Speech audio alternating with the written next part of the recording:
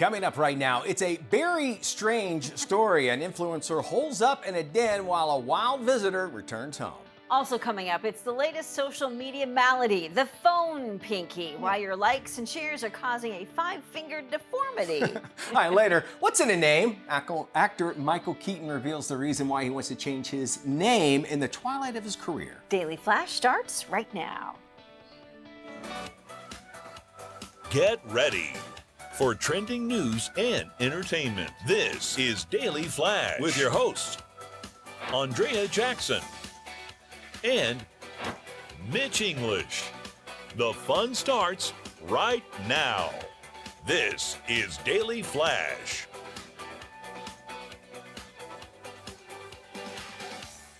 Hi everyone, I'm Andrea Jackson. Yeah, Mitch English. Welcome to Daily Flash. Glad to have you here. I don't know what it is, and it's always been this way. Tuesday's my favorite day of the week. I don't know why. I think it's just because it has no home. It's like Monday is Monday. Yeah. Wednesday's halfway through the week. Thursday's the day before Friday. Friday's Friday, and then weekend. I like the Wednesday. I'm not a fan of Thursday. Thursdays have always been a weird day for me. Yeah, Thursday's just. Thursday's Baby Friday. Thursday's Friday Eve. Friday. See, it has a name, but Tuesday doesn't really have a name. for me, Tacos. except for tacos. Taco And Tuesday. two of something, Dos right? tacos. We get only one of this guy, Matt Doolittle, hanging out with us a Hello. little bit later on. And, Could you imagine if we had two? oh, God. I don't Oh, think God. our insurance Oh. would cover it. No, the world does not need that. We do not need two Matt Doolittles at all. That cause enough problems. Brett Favre making headlines. Remember really? the legendary QB from the Yes. Green Bay Packers?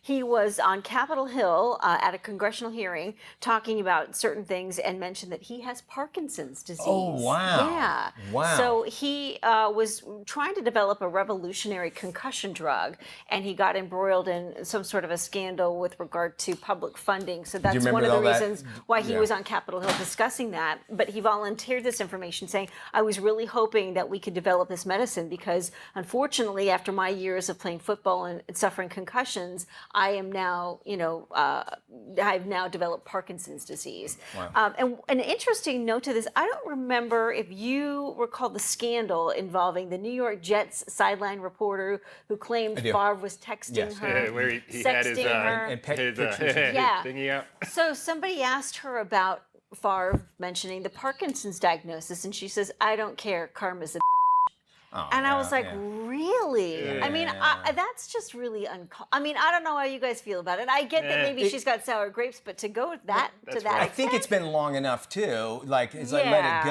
Yeah. and that sort of thing. You know, I mean, we don't know all the full details of it, but yeah, that's kind of. You never want to wish bad on anybody No. because we're saying that. That's, okay, yeah, karma is right. And Favre was one of those guys that got the hell knocked out of him and had he played in the, put some smelling salts under him and get out there. That's why with Tua in Miami, they're like, dude, you've had Right? 4-ish that we know of. Maybe Yeah. maybe you shut this down. It's interesting too. A lot of the NFL players today actually revere Brett Favre. Like they follow him. I remember watching a lot of them saying, Brett Favre, yada yada. My high school, we played against him when he was in high school in D'Iberville. He was over there Really? in Mississippi, and when I lived in Long Beach. But that's my only connection to him. And I knew how to spell Favre from day one. Favre. Favre, and I even knew how to say it. legendary quarterback. Yeah. He says he can only remember 5 concussions from his time, 5 serious concussions. But can you imagine the it played in the number of 90s? years They he didn't care. played? Yes, exactly. 90s and point, below, they didn't care. Legendary quarterback. So we wish him all the best. Yes, indeed we do. A warning for all you influencers out there. Don't try this at home or even your local wildlife preserve. please don't. There's an influencer. He's from Serbia. He has shared some clips of his close encounter of a bear, while hiding out in the den of that bear. The video shows the man sitting inside the bear's den, looking up. And now you remember when you went to San Francisco and you went to the bear's den? Matt? Yeah. That was a good time. bear. Yeah, Good time. I got some Very drinks different bought for me. he got a lot of drinks on 2 for Tuesday too. Anyway, the animal appears to size him up, makes his way inside. The bear edges closer and sniffs the air No. while the human just inches his way toward the exit. This is crazy. Oh my goodness. This is not good at all. The final clip shows the man stepping out of the den as the bear takes a sniff of his head on the cell phone. Look at that. Not a good idea at all. He's like, hey, what are you doing in my home? This bear could have just Torn him destroyed to him. shreds. Well, it's glad he barely made it out. Barely made it out. And then, here's the thing. First off, I look at his eye. Is this AI? This looks apparently it is real. And then you don't know, was this a trained bear? Thank you. I'm thinking that same thing. On the other side. Say again, Braden. A small clip. If when they go out. So he said when he goes just out, over the hill, there's people there. So he thinks, so there's people that were nearby. So maybe it was. And that to me, his face didn't look like he was terrified. And that bear looked fairly tame for someone being in its den, so to speak. Had he had a picnic basket, maybe? The bear No. See, I blame Disney. If you put a little T-shirt on him, no pants, and a thing of honey, Brother Bear. perfectly fine. Hey, Brother Bear. Winnie the Pooh. I'm sorry, but that's only going to get somebody in trouble and probably You gonna die. Somebody's gonna going die. to top it and then do it for real. Yeah, not Idiot. Indeed. All right. Gen Zers are pointing the finger at their cell phones as the cause of the latest digital deformity. Here we go. Everybody look ladies at your and pinkies gentlemen. really quick at Yes. this. It's being called phone pinky. It refers to the bend or the bump in the pinky caused by holding the weight of the phone with just one hand. The condition was trending on social media when users started sharing pictures and video of their deformed pinky fingers. Experts say the pinky anatomy is different for everyone, and there is no official diagnosis for this phenomenon. However, those same experts admit holding a phone in one hand can cause joint problems, neck strain, and even nerve damage. The obvious solution? Limit the screen time and put down the phone. Gen Z spends up to 6 hours a day on their phones. The average user spends between 2 and 3 hours a day on their phone. Do you get those notifications about screen time? Every Sunday morning. Yeah. It'll let you know how many do it. Yes. And for my 13-year-old, we can control how much he is on there, and we can turn it off. I get those. But so as I was doing it, I was like, oh my gosh, I have it. But if everybody feels that there's a little indentation already, I think almost like God knew we were going to have these Cell phones? and so he already made it. I can think of a few other ways that I'd rather my pinky started having that thing. You know what I'm talking about, Nick? You know what I'm talking about. Like how Of course, you drinking tea, right, Right, Max? that. Yeah. Can't take this kid anywhere. Thank But you. all those pop sockets that go on the back of it, so Yeah, you the put pops. Oh, like yeah. those things like Yes. that. Be able to do it. Still, it does say something about it. I wouldn't say I'm on it that long enough for it to be doing that. And before the show, we were looking at this hand with that I don't hold my cell phone in seems to bend out a little bit more than the other one does. And again, it's not everybody's made I've different. dislocated all these playing basketball anyway. I can't tell. So you can't blame your phone for it then. No, I can't. It's bad basketball. You're going to play. sue, your cell phone provider. How about that? Hey, quick question. Did you know Beetlejuice star Michael Keaton was actually born Michael I did John not know that. Douglas? I actually did know this. Keaton could not use his birth name when he started in Hollywood in the 1970s because basically SAG, or Screen Actors Guild, said that members cannot share the same name. I think there was some guy named Michael Douglas already. Yes, I think so. It was already picked up. Actor Michael Douglas, famous for his roles in Wall Street, Romancing the Stone, was already a part of the Actors Union. There was a popular talk show named Mike Douglas out there. Keaton had to come up with a stage name. He was a huge fan of Buster Keaton, so he took his last name. Keaton said that he was planning to change his name back to Douglas while working on the 2023 film Knox Goes Away, which is a great film. You should check it out. But he forgot to make it official, which is ironic because if you watch Knox Goes Away, you'll understand why It's a the word forgot. terrific movie. It really is. And he directed that one, I believe, I as think well, so, too. yes. So it was his first jump in all of that. I think the guy is so versatile. I think people, and so many people back in the day, and they go, Michael Keaton's Batman? What? Is this going to be is this going to be like, Adam West? Like it's going to make fun? No, the guy owns it. And I think if you ask most people, they'll say Michael Keaton's their favorite Batman. You and I are a big fan of Smartless, the podcast, and he was recently a guest on with the guys, and it was great to listen to him talk about his career and the choices that he made and the impact certain movies made, like Mr. Mom, which is still like I watched it after I heard that interview, and it's timeless to this day. But he said, he missed some parts because he wanted to be a dad, and he took others that he was told not to take, like Beetlejuice was one. Yes, I remember he was told that. not to take that part. But Beetlejuice brought him into Batman because of Tim Burton. Yeah. So, and just a great career all over. Yes. And he is a guy that I think would sit down and just talk to you. Don't care who you are. I love the guy. I think he's great. How about a ticket for a free admission to Disneyland? Yes. It was handed out back in 1985.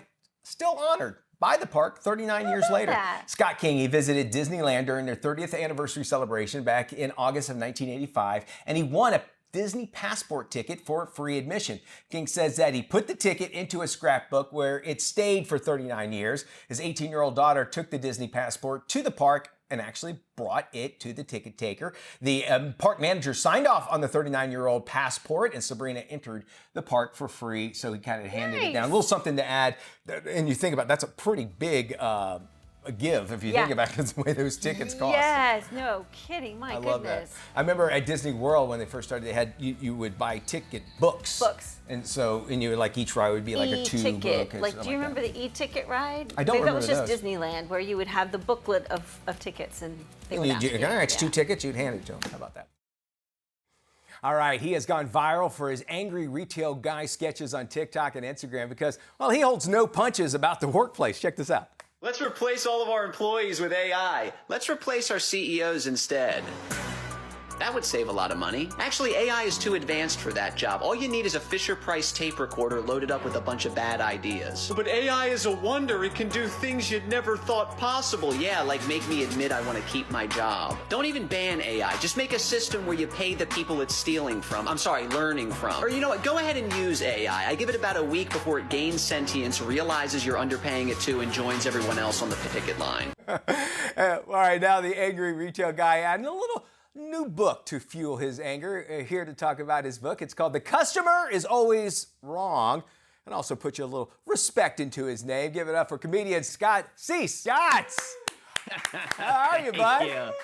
I'm great. Thanks for having me on the show. I'm glad to have you here because I forwarded on a while back. I forwarded on some of your posts and stuff. They're hilarious. I love it, and it speaks the truth. Your viral angry retail guy has actually struck a chord millions of people.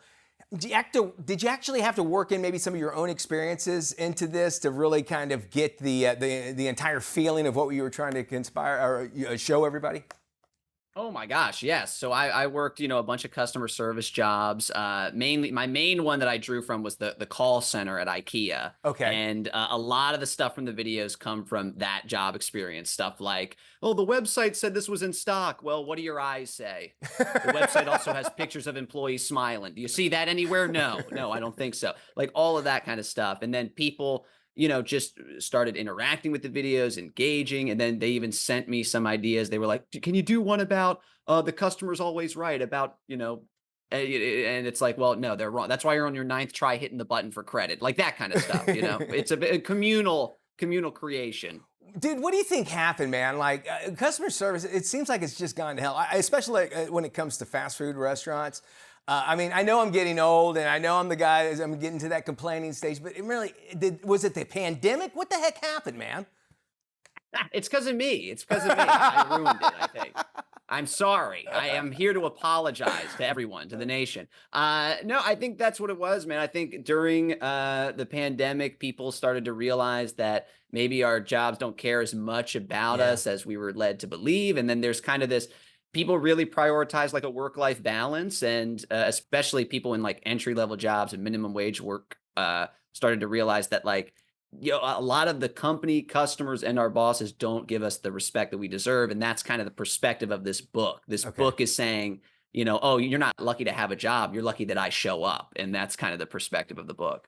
Yeah, and along with that you've seen inside your book, some of the kind of tackles along some of the most frustrating aspects from the worst workplaces. You got the bad bosses, overbearing customers. There's got to be a favorite topic that you just go, that's your hot button thing that you love to go. Is there one thing? I love the stuff in the book that I got to do that wasn't tackled in the videos. The videos are obviously a bunch about like customer service. But in the book, I got into applying for jobs, training. I got into, office culture, like stuff about like brand culture, stuff like, here are our company's 39 core values. Is one of them mercy? When will this meeting end? That's what I need to know. Yeah. Well, you talk about job interviews, and it's frustrating to go to one, and then also, as you just mentioned, workplace culture. Has there been like weird job interview questions that you've ever encountered, or maybe people might have told you, and then how did you handle that if you got one of those? Oh yeah, my favorite job interview question I ever got was, if you were a crayon, what color would you be? Okay. Your response? I'm an adult. You understand? I'm not a crayon. Let's talk about the job. Let's talk about experience. But that the other job interview stuff, that's the worst. The worst type of job interview is the audition. Like I do Yeah. I'm an actor now, and that is tough when you're doing like I'm pretending to be a doula on Zoom with a casting director who I think is on mute, but it's like, oh, they're actually just not laughing. I'm like, okay, that's fine. Okay. I don't know if this audition is going well. Like that is a high pressure scenario. All right. And, just doing an interview with you right now, I'm really cautious of my questions that I ask. I want you to be aware of that so that we don't ask any of those asinine questions. So don't worry about it. What you're doing, you really have struck a chord with people. 2 million TikTok followers. You built a huge, massive fan base online. Has your social media presence actually influenced your stand-up comedy and maybe your approach to writing that book that you have, The Customer Is Always Wrong? Oh, definitely. Yeah. I mean, I was a stand-up comedian for about 10 years before the videos actually took Cool. off. And I had never done customer service jokes in my act. I just started doing them like on TikTok during the pandemic when I couldn't go out and do stand-up live. And so now I definitely kind of weave that into my show. I always make time at the end, like Good. 15 minutes to just go on a bunch of rants about work. I have the audience tell me the worst things that have ever happened to them at their job. And it's a communal healing process. It's a catharsis at these shows. Bring your boss. I'll quit for you. If you want, you come to one of my shows with your boss. I'll tell him what's what. You know what I'm saying? I love that. And with you traveling around the country with like Patton Oswalt, who I love, Joe Gatto as well, your experience, I would imagine, it's not just, regionally based. I would imagine you had an opportunity as you travel across the country to experience even more of this customer service. Is that the case? Oh, yeah, definitely. I mean, going across the country, I have people coming up to me after shows telling me like, oh, I could fill a book with what's happened to me at work. I could fill a book. And then I started to think, I could fill a book. It makes sense. And that's what I was like, yes, it makes sense. So I thought, okay, I'm making a comedy book, making fun of all the worst parts of, having a job, finding a job. And I'm super proud of it. It's the perfect read if you ever had a bad day at work. That's what I always say. I love it. Scott, you're very funny guy. Love it. I hope all the best with this book. We hope to see it to just go all the way #1. We appreciate that. And if you want to get your hands on Scott's book, The Customer Is Always Wrong, you can head to our website, dailyflashshow.com. Join Scott, of course, on social media. Forward along like I did. Some of the funny bits that he does on there because they hit home and they're so true. More Flash after this.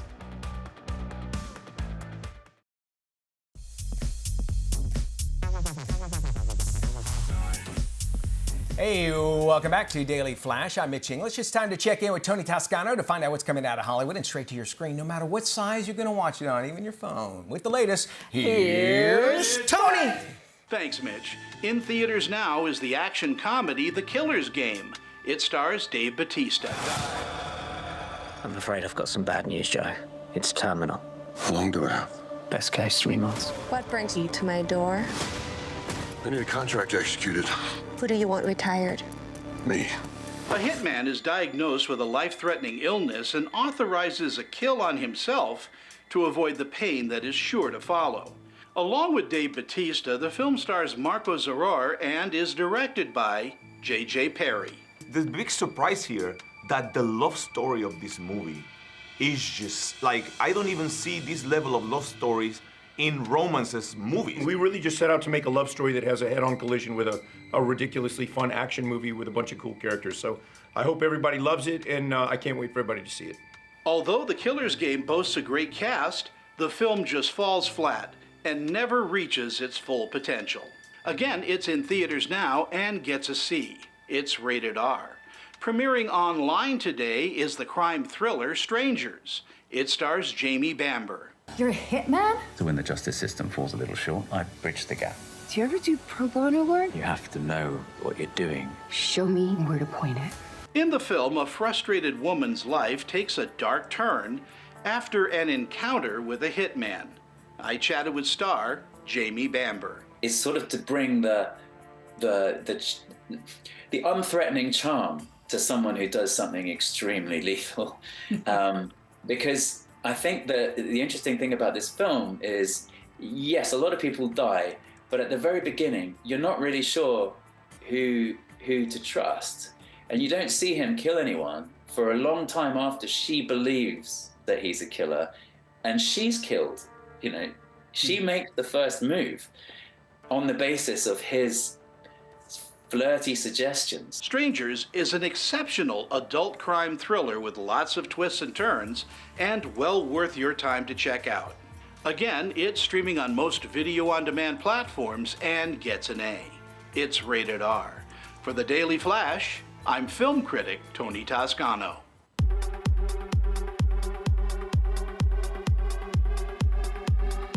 Thank you there, Tony. I actually got to see the Killers game. I liked it quite cool. much. Let's turn our attention to those fuzzballs we love. Yes, it's time for furry friends, and we love it when a pup that's been in and out of foster homes for a long time finally finds its forever home. yeah. But Noelle was a good girl even while she was waiting for 1,263 Holy days, cow. but she helped out in that time. We go to South Carolina, where a pregnant rescue dog named Noelle was dropped off at a Florence County Environment Services animal control shelter. She was then transferred to a DC shelter. Though her puppies were adopted quickly, Noelle was stuck in foster homes for over 1,200 days. While she was waiting, she helped raise dozens of foster puppies and welcomed them to new homes. Luckily, though, a family saw Noelle on the Nextdoor app, heard about her story and said, nope, no more of that, and quickly went to adopt the pup, who has been jumping from home to home for over 3 years and is now comfortable in her forever home. So good for Noelle. Now, another story nice. that I love, and I always love when these pop up, because it's like, how did this thing survive? And one quick last story, I love when we met Pepe. This is Pepe, and Pepe has been running around the streets of the UK lost for the last 9 years. Pepe was only found when a police constable saw the kitty limping when she took him to a local vet. Then they found a microchip and found his family, and they were reunited after 9 years. And he just looked delighted to be home. He's like, great, I was living fancy free. Now I'm back here. Great. Fantastic. Loving that. He's getting a nice cleaning with his hair. Oh, yeah. Like, as well. Hose him down after 9 years of running around. Indeed. Thank you there, Maddie. Check this out. It is the latest bizarre drink trend, and it's taking over the internet. It's called Gator wine, okay? Which sounds exactly what it is. Gatorade mixed with wine. Check this out.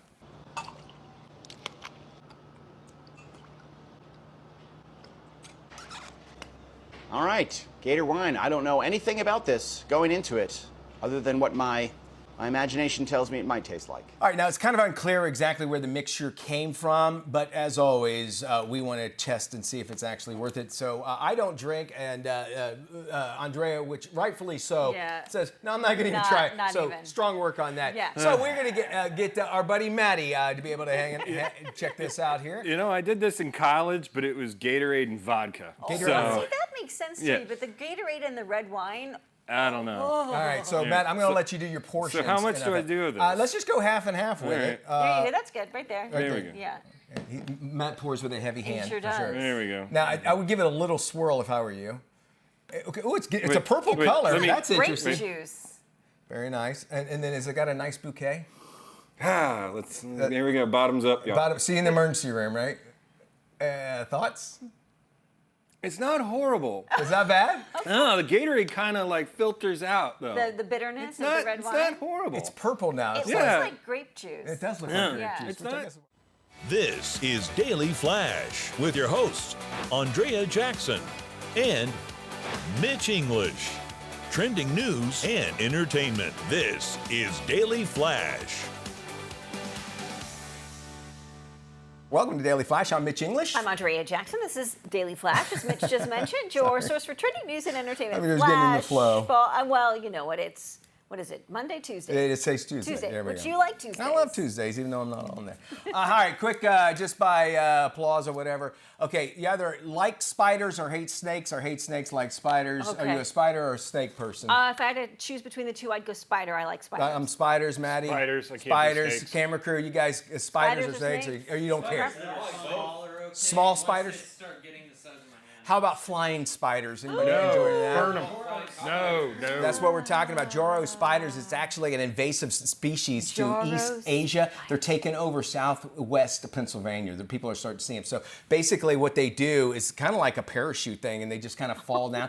And people are saying that you ever felt like you walked through a spider web? Okay, you like doing that? The worst. They're everywhere. They're yellow and black, which is interesting because they're in Pennsylvania, first off, right? Go Steelers. They were discovered actually in Georgia about a decade ago, and they've started expanded out. They have a technique called ballooning where they travel through the air, and that's actually helped them move along, these little flying spiders, the Joro spiders. So I'm guessing they came in maybe from cargo or... Well, I would imagine that would be the case because I know like in Mississippi when I lived there, it was one of the banana ports. Banana in the tailpipe? Banana tailpipe.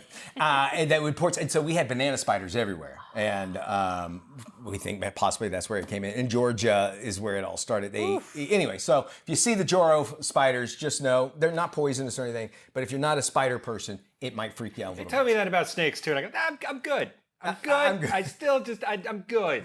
I'm okay with snakes being very, very far away from me. What about flying snakes? Do we have any flying snakes? I'm tired. And Michael, what's his name? Samuel L. Jackson.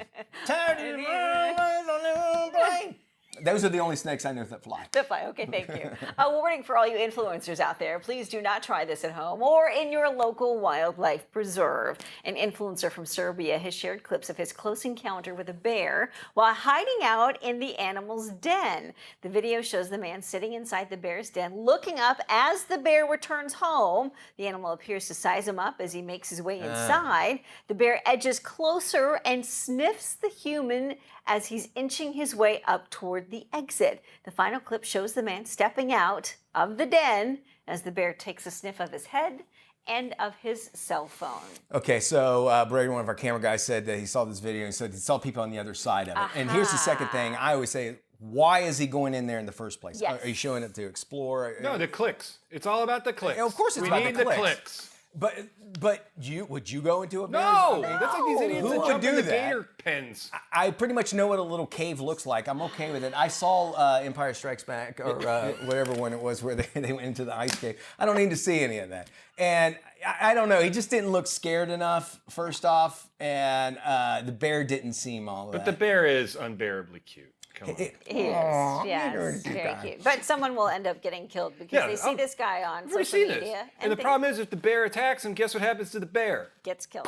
That's what bothers me the most about all this stuff. We intrude on their land like this guy was doing. Yes. And yeah, the bear will be the one that gets it. You're right, Wildlife preserve or not, setup or not, this sends a very bizarre message without any sort of connotation to say, hey, this is a trained bear, or I was under the guidance of X, Y, and Z. I would hope, like if this happened in the United States, that we say, hey, you're in a restricted area or like that, and something happens to stop it, because there will be copycat folks. Yes. Well, didn't we have that video of the lady that jumped over like 3 gates to go pet a tiger or a lion or something a couple weeks ago? At a zoo in New York. At a zoo? Like a real zoo where they're like, hey, don't go over here. Wasn't the first time she did it either. No. Yeah.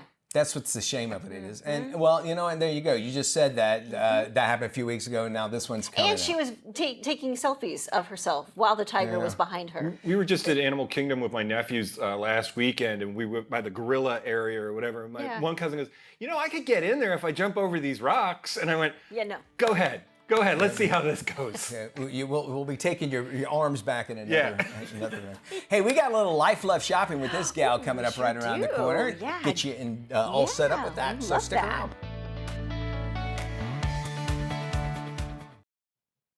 If you live it, love it, or buy it, we talk about it on Life Love Shopping. So let's dive right in. We start with this. A Florida stomach doc is revealing his secrets to better gut health, and it does not require a prescription. Here's more with Dr. Joseph Salab. Things I do as a doctor to protect my gut and liver health. I usually start off the day with vitamin C. Now that's either with lemon water or lemon tea or eating just fresh fruits, because people who eat more vitamin C tend to have a lower risk of gallbladder stones, better liver health, and better gut bacteria. I try to aim to eat 2 1-ounce servings of tree nuts weekly, because we know that people who eat more tree nuts tend to have a lower risk of colon cancer and a lower risk of fatty liver disease. Next, I try to get my coffee in. Now, whether you drink caffeinated or decaffeinated, they both have great antioxidant qualities to them, and coffee can be protective against gallbladder stones and fatty liver disease. Omega-3s are essential to gut and liver health, and I try to get them by eating fish at least 3 times a week. But if you don't eat fish, you can get them from walnuts, chia seeds, and even things like flax seeds. Now, most days I try to cook or meal prep. I try to stay away from fast food that's greasy and fried. I'm not perfect and I splurge sometimes, but I notice that when I cook myself, I tend not to overeat and I feel very nourished. And finally, I try to stay active, whether that's a bike ride after dinner or just getting my 5,000 to 10,000 steps in per day. I notice this helps me digest better. People who exercise more have a lower risk of liver disease, lower risk of gallbladder stones, better gut bacteria, and healthy bowel movements. Follow me for more. Dr. Salam, thank you. Here's a splurge for your taste buds and your wallet. It is considered the most expensive martini in the United States, and it's being served in Chicago at the Italian eatery known as Adelina. The restaurant has teamed up with Mero Fine, a high-end bridal jewelry brand located right below the restaurant. The drink is called the Mero Martini. It's mixed with smoked heirloom tomatoes, and the ingredients include mezcal from green agave, chili liqueur, and lemon basil olive oil. The finishing touch, it's served alongside a 9-carat diamond tennis necklace featuring 150 diamonds in 14-karat gold. The price? $13,000. Not sure if the tip is included. I should hope so. Before being served, the drink is smoked in a glass and then presented to the bar patron with the diamond necklace on the side. Pickpocketing is surging in popular tourist destinations, including London. Check out this video from a restaurant with outdoor dining. A woman approaches the table, and as she points to something, she covers one woman's cell phone with a piece of paper. While she distracts the customer, she steals her phone, which was next to her plate, before wandering away. Experts from security firm Get Licensed offered this advice to travelers. Some advice maybe for people that, don't want to be pickpocketed, or they don't want to lose valuable objects like their phone. Keep them on you at all times. Don't leave them unattended. Don't leave them with other people, just like not leaving your drinks unattended. Put your wallet, your purse, your phone in your front pocket. Ladies who've maybe got the handbag, put your handbag in front of you while you're dancing, not round to the back of you. So I suppose these are just some little things that just to be conscious of. They can all make a world of difference. Word has it 8 new emojis will be coming to your iPhone very soon, and one of the most anticipated emojis includes an emoticon with under-eye bags. Who knew? The Unicode Standard, the group behind maintaining standards for all emoticons, announced the new icons at a recent meeting. The other new emojis include the fingerprint, a purple splat, a turnip, a leafless tree, a harp, a shovel, and the official flag of Sark, an island in the English Channel. Well, the last time new emojis were added to the character index was last September. There are currently more than 3,700 emojis, and some of the most popular ones include the red heart, the prayer hands, and the fire symbol. Well, that story gets the sparkle and the green check mark emoji for sure. For more information on any of these stories, please head to our website, llsshow.com. Once you're there, you can check out previous episodes and get more details on our life, love, shopping topics. And don't forget to follow us on social media. At LLS Show is our handle. Stay with us. More coming up right after this. Welcome back to Daily Flash. There's a new online dating method that can help women avoid the never-ending time and effort dating apps can take. Boy, they are. It's called the burned haystack method. And Nicola Prentice, who is a contributor for Business Insider, joins us to talk about this haystack burner of a day. Nicola, thank you for joining us. What the heck is the burned haystack method? Okay, so this is a method created by Jenny Young, a professor of English at Wisconsin University. And her idea was that if you want to find a needle in a haystack, the best way is to burn it down rather than waste your time kind of flicking through it. So what she does is teach a method where instead of trying to cast the net as wide as possible, you have the pool as narrow as you can make it. And one of the ways is by writing your profile in a way that's designed to repel the people that you would never match with in real life and attract only the ones that would. And then the other thing in her method, because she's an expert in course analysis and rhetoric, she teaches people in the Facebook group to read between the lines. So when a message or a profile says something like, for example, that they were looking for somebody adventurous and open-minded, that is coded for looking for sex. Okay. Oh, okay. It's about reading between the lines, and you get really good at it by following her method. But Niccolo, so oftentimes we talk about there were red flags. I saw them all along, yet I choose to ignore them. How can we get this into our mindset? It's that the minute something makes you feel uncomfortable, the minute something puts that doubt in your head, then you just, what Jenny calls block to burn. You block that person. It's not just that you stop the chat. It's not that you say to them, oh, I didn't really like that. You actually remove their profile so that the app won't show them to you anymore. And maybe, yeah. And then you forget about it. That's the best thing. Yeah, they say that even after, you've been in a relationship, just to do something like that. Is this changing the online dating experience, or are people saying this is making it so much easier or harder or anything? Well, it's changing the experience for the people that are in that group and following that method. I mean, there's 110,000 people in that group now. There's 350 million like dating on apps. So for the people who are in that group, what it's doing is stopping them waste time. So the whole point is that you don't go swiping through, you don't look for profiles. If people write to you with their "Hey, beautiful," or "How was your day?" you don't bother to reply. That conversation's not going anywhere. They've shown you that what they're doing is casting the net as wide as they can, because most men will swipe right on as many profiles as they can. So most women are just deluged.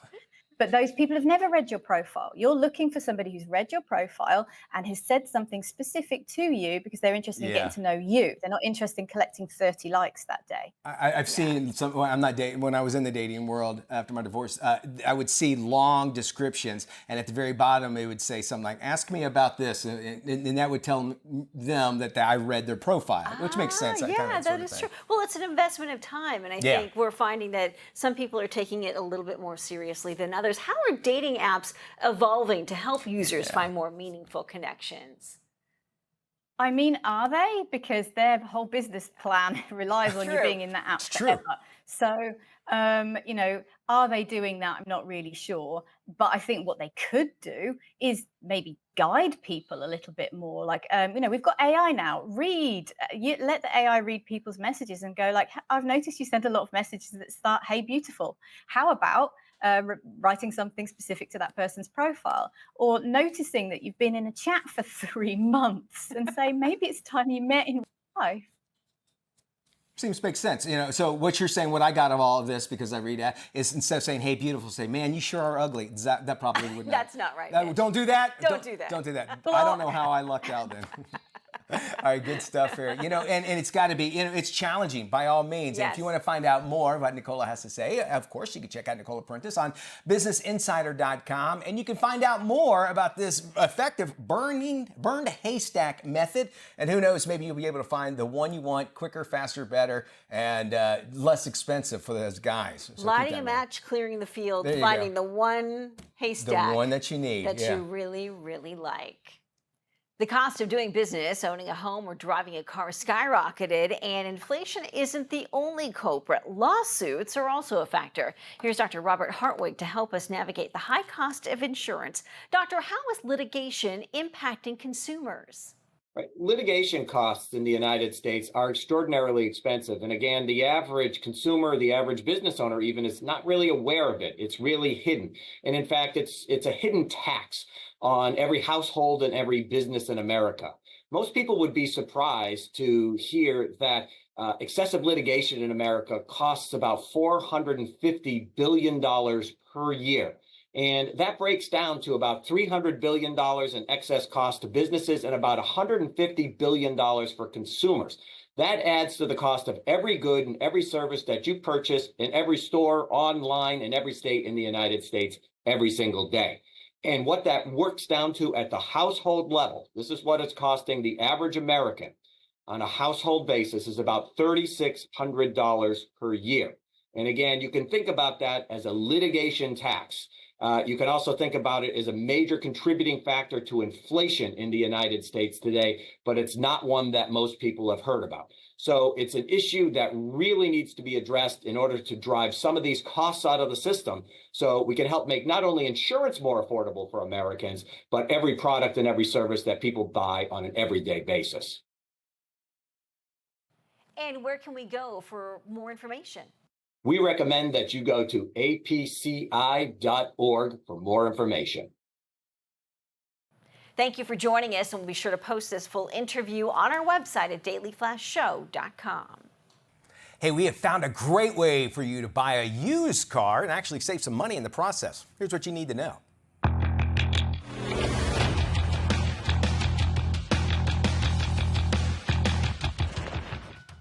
So you want to buy a new car, but you're thinking, how can I afford one when everything is so expensive? It's true, pricey new cars do get the headlines, but there are still plenty of reasonably priced choices available. The average listing price for a used car today is around $25,000, and those cars often have about 70,000 miles. That means many are even less than $25,000. And when it comes to new cars, there are still deals to be had. For example, Nissan has 6 vehicles under $30,000. Kia Telluride is a 3-row SUV that starts around $40,000. If you skip luxury models, the most bang for your buck is found with sedans and hatchbacks. They are often thousands of dollars less than an SUV with similar equipment, and because sedans aren't as popular, you can often get a better deal. This is Tim. Tim is all about time, and if you've ever had a chance to look into Tim's cold, dead eyes, you'll see that it's time for you to follow us on social media. Sure, there's 10,000 social sites out there, and we don't have the time to name them all. Seriously, just ask Tim. So take the time to look for Daily Flash TV on your favorite social sites and start following us. That's all the time, Tim. Goodbye.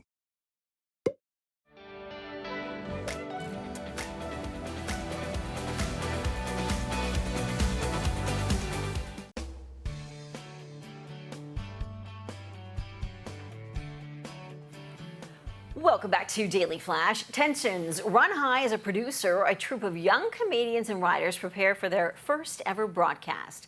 Now the hit show is celebrating 50 years. This is today's must-watch movie, Saturday Night. Okay, let's see if we can get through one of these skits. Sketches. Davey, please. Okay, you ready, Kevin? Oh!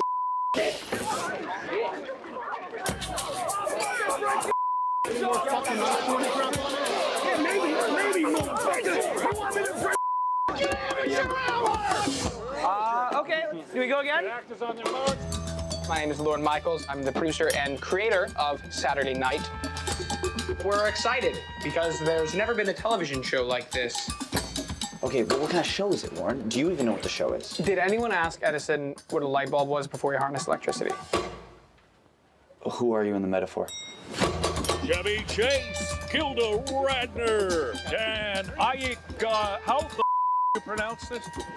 Roy. These can't be the right size. Yeah, you're right. They should be a little bit smaller. And action on rehearsal. And now, weekend update. Good evening. Gentlemen, how long have you been standing there? Long enough. They want you to fail. They're betting on it. That's logical, Dick. That's why they're paying us all to be here. NBC makes more money playing reruns of The Tonight Show. I mean, Lauren, 90 minutes of live television by a group of 20-year-olds who have never made anything. Okay, so this is a bit? Look, I don't get how they do. You haven't locked the script. Your actors are missing. Have you seen John Belushi? Your crew is in open rebellion. Jesus Christ. Your kids aren't ready for prime time. Everyone down to the 8th floor now! What is this? That was kind of exciting. We need to let the audience in. Oh, you don't. What the hell is happening? What? Lauren, I'm not going to be able to protect you.